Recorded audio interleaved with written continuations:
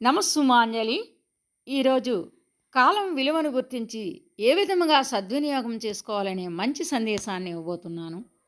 చాలామంది విద్యార్థులు వ్యర్థముగా కాలం గడుపుతూ అంతర్జాలానికి నేటి కాలంలో అతుక్కుపోయి కాలాన్ని దుర్వినియోగం చేసుకుంటున్నారు.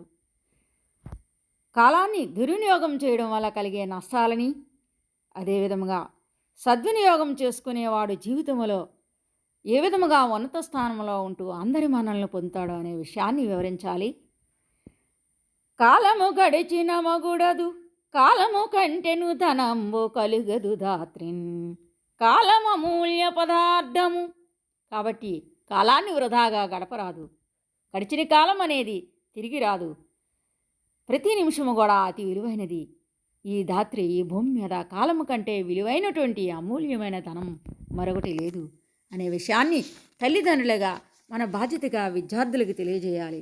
ఒక నిమిషం ఆలస్యమైతే రైలు వెళ్ళిపోతుంది. ఒక క్షణం ఆలస్యముగా రోగిని డాక్టర్ వద్దకు తీసుకుపోలేకపోతే రోగి బ్రతుకుతాడనే ఆశని వదులుకోవాల్సి వస్తుంది. నిప్పును ఆర్పకుండా తర్వాత ఆర్పుదమనుకుంటే అది పరిసరం అంతా గాలి వల్ల నాశనం కావాల్సిందే.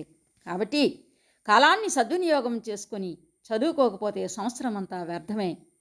అందుకే వినోదానికి కూడా మోతాదుకి మించి ఉండకూడదని, వినోదానికి దూరముగా ఉండాలని విద్యార్థులకు తెలియజేసి తాము అమూల్యమైనటువంటి కాలాన్ని సద్వినియోగం చేసుకోవాలని తల్లిదండ్రులుగా మన బాధ్యతని తెలియజేయాలని మనవి చేసుకుంటూ ముగిస్తున్నాను.